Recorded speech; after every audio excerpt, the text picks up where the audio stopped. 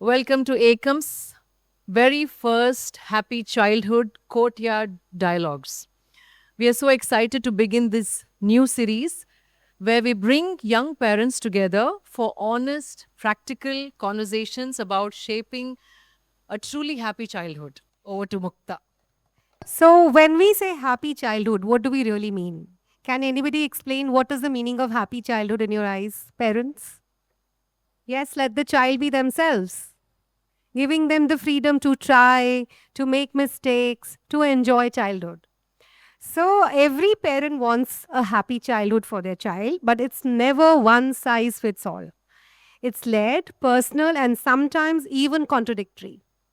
Let me ask the parents here that everyone looks for a happy childhood in their for their children, and the early years provides a very comforting atmosphere and that kind of a happy childhood which makes people realize that how important these early years are.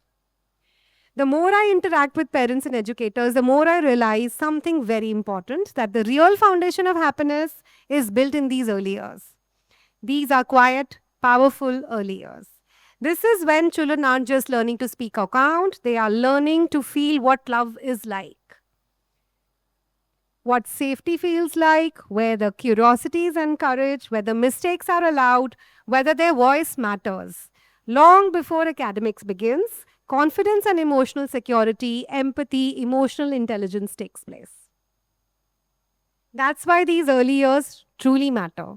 And they are actually a serious business. I think I mentioned that earlier as well. Early years are a serious business.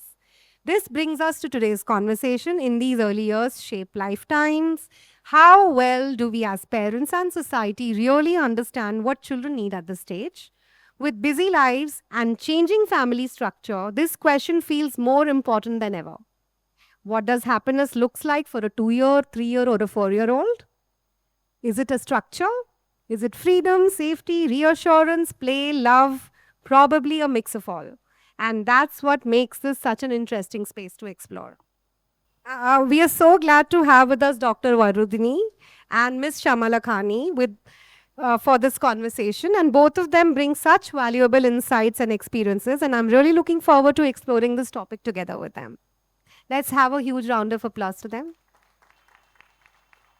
And I hope today's conversation feels less like a formal session and but more like an open discussion, an exchange of ideas where we can all pause, reflect, and take back something meaningful for our own parenting journeys.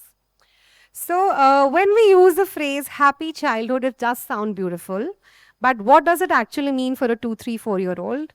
Dr. Varudini, from your experience as a child psychologist, when you meet a young child who feels emotionally secure, seems happy, what do you notice almost immediately? I think when you see a child, and it's not only your own child, but when you see children, you'll observe a couple of things. One thing is how well is the child using the space around them? And one of the things you'll notice is children who wander off where their caretaker is not there.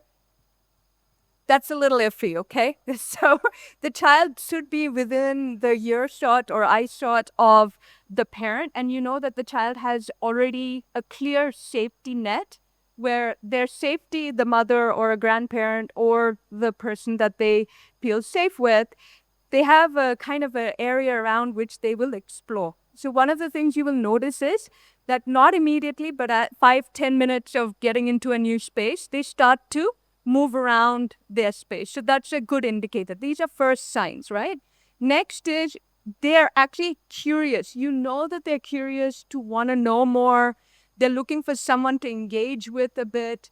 So this is also a good indicator. Third thing is they look with their eyes, they look like they're happy and they're at they want to know more, they want to have a look around, they're enjoying themselves. This is now the concept of happy, please remember, is not a permanent state. Nobody can be happy consistently, right? It we would like to create an environment where you're more than going to have a good time and the child is at the I think what we should really aspire for is if the child is exploring, content, at peace, having a little bit of a risk-taking behavior. These are things that you know are creating an environment of safety where the child is going to explore. And then more often than that, they are going to be happiness is a state. It's not a permanent state of being. So these are a couple of things I could think of right off the bat on how do you immediately tell if a child is in a good space or not. Thank you. And you believe that children can actually sense safety. It's not just the physical one, it's Oh, emotional absolutely. safety. They get those 100%. vibes. Yeah. 100%. Even if you notice children, they won't talk to everybody, but they'll talk to a couple of people, and they'll also gauge how far they are. And why is early education, early childhood so important is every child is already born with a genetic predisposition for personality traits. That's already given. But the first 6 years will determine the temperament of these personality traits. And that is why it's so important that parents are involved. Not that being said, before I take all this space and time, quickly I will have to talk about this. All the parents here, please remember we've made parenting to be too perfect. We have to get it. There's too much pressure to get it. And please remember, all information that you get everywhere is for you to know that you have to trust your instinct. You are born with an instinct to be a parent, to know what to do. And all this information should only be enhancing your instinct that you have already. It is not to undermine you. It's not to make you feel like you don't know anything or that this is too much and you're getting it wrong. It shouldn't be that. If you're struggling somewhere, think about it. Think, okay, what do? I am struggling, but I know I can do it. Talk in that language because you will then be able to understand. There's no parenting book that will tell you this. It's never there. It's per child, environment, where you are at, what your spouse is at, what's the family done. There's so many variables that come into play. But the one thing you have to trust is your own instinct as a parent. Everybody has it. So, as we also say, children don't come with an instruction booklet, right? It's not like add sugar and the water becomes sweet. Ms. Sharma, from an early intervention perspective, do you notice similar cues? Are there developmental signs, small but powerful indicators that tell you that a child feels safe, supported, and understood? Yes. So, as she rightly showed, that we look beyond the smile. We are not just looking at the smile, we are actually looking how the child is responding to someone. If an adult in the environment is there, how he is responding? If he's feeling secure, he is not feeling secure. Second thing is the joint attention. When the child in the play area is looking at the pond, and the first indicator is the child is looking at the mother and seeing how excited she is. The excitement of the parent is reflected on the child. So it is more important about how they do it and how they look towards the parents to figure out what exactly the expectations are. So that's one part of it. The second part of it is when attraction, whenever there is something called as something is going on. They are, as she was saying, that they are in the function, they are in the space, but they are turning around and taking an approval from the parent. Yes, my mother is here and I am in the safe environment. That something will any which ways add for the better and safe growth.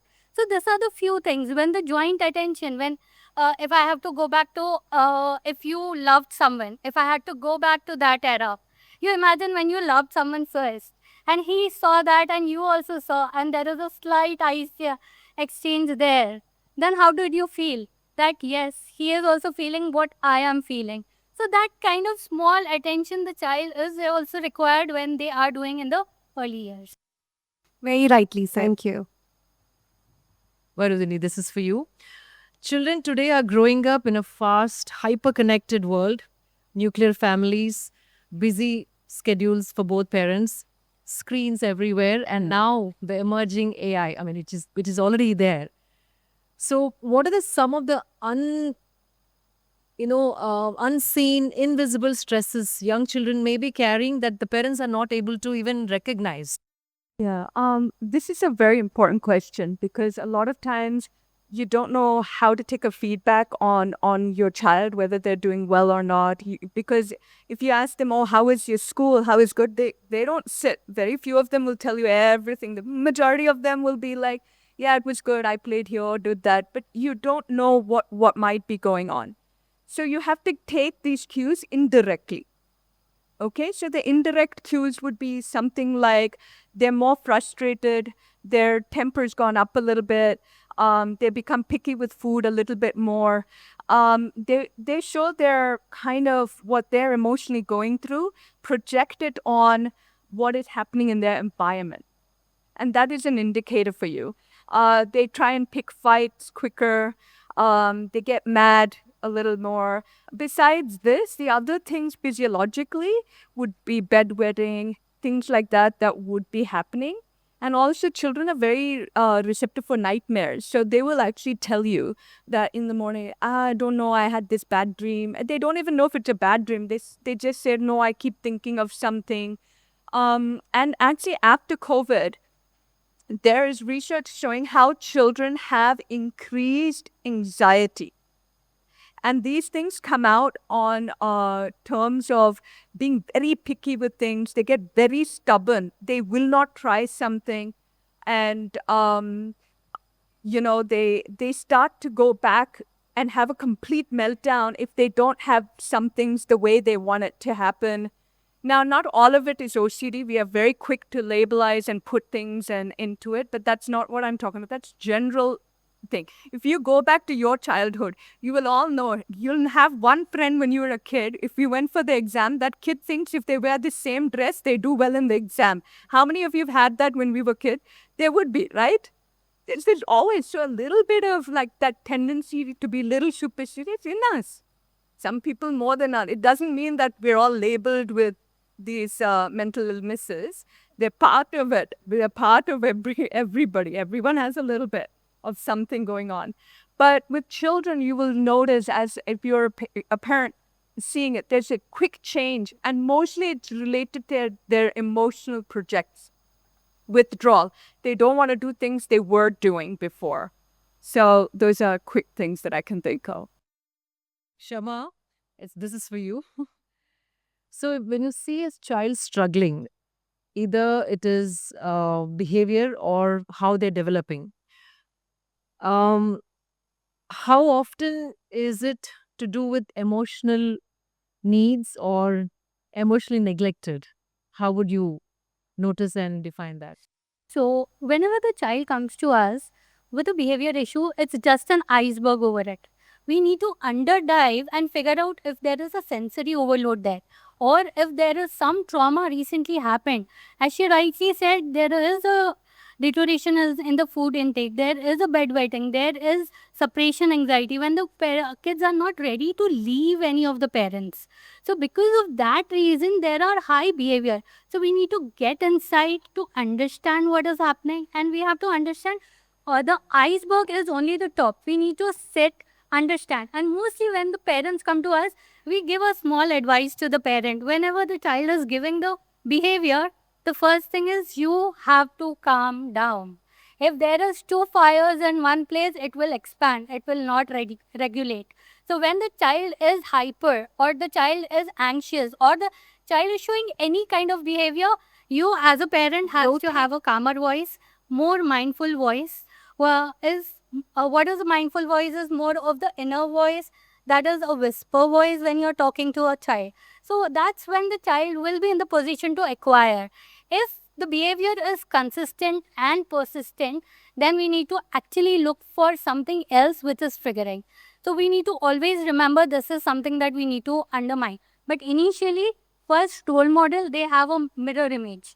Whatever you do, they will monitor. So when I was last 6 months back, I went to US. So I was just analyzing what was the difference between Indian parent and a US parents.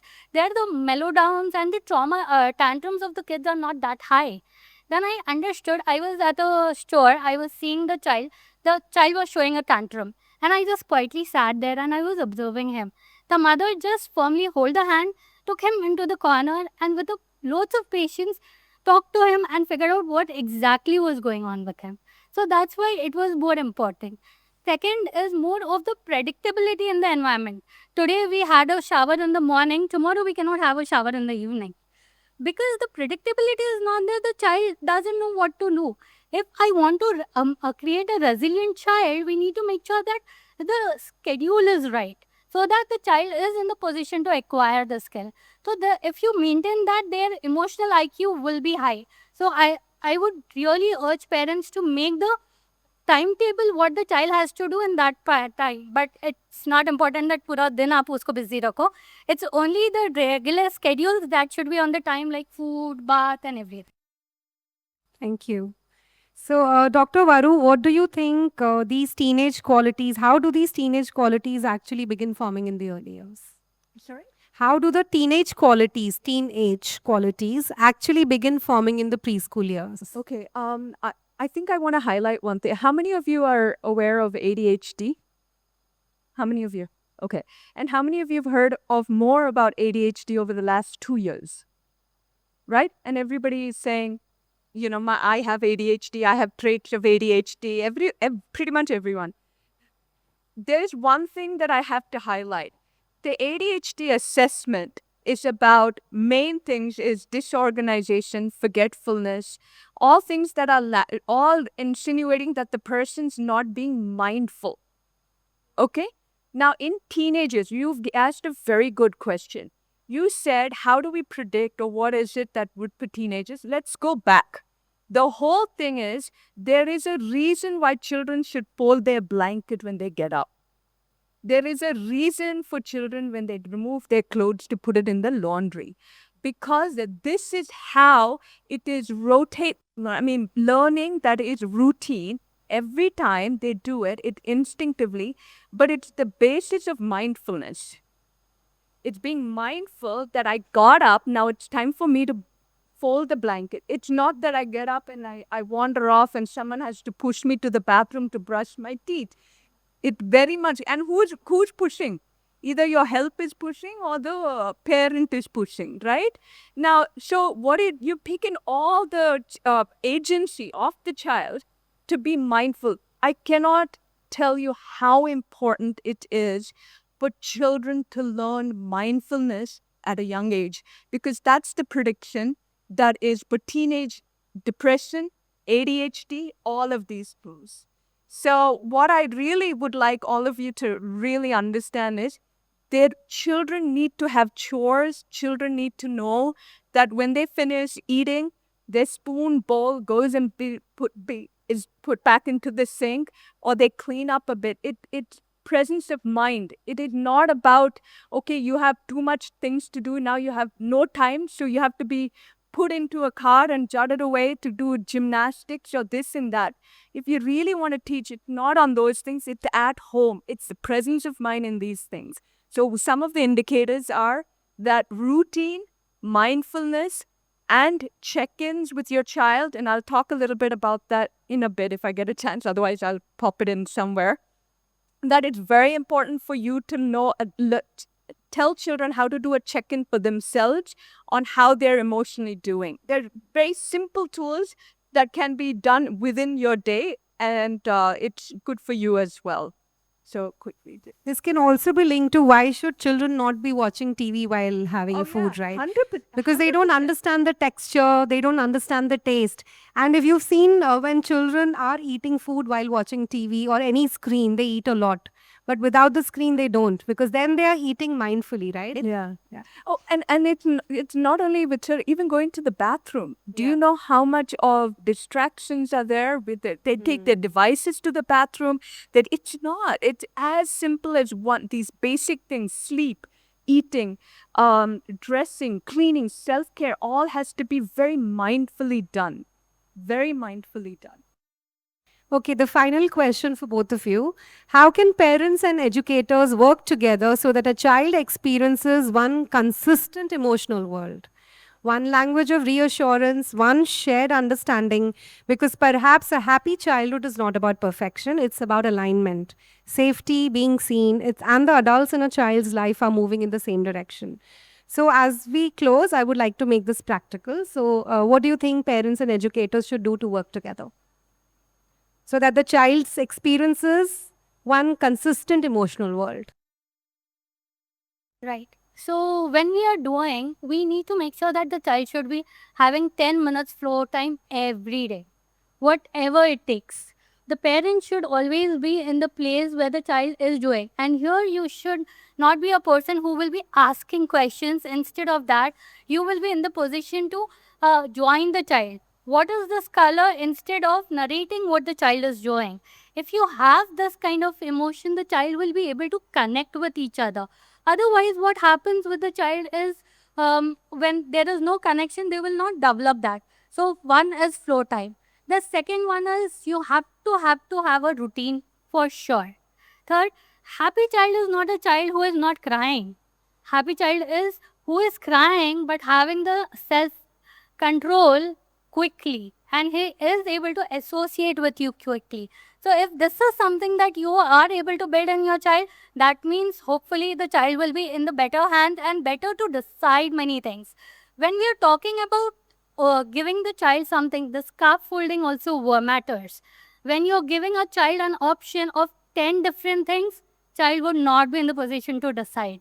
So scaffold only two options. Give the only two options. Let the child decide what he wants. You're giving the options, but with a control. So if you practice the small things, hopefully the child will be a better human and you will be proud of him one fine day.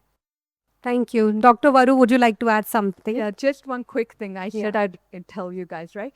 Very important. Well, how do you help start teaching children how to emotionally regulate this one simple question. When you're sitting with them all at on the dining table, just ask them, tell me one good thing that happened today, and what was one thing that was either surprising or just a little angry or frustrated.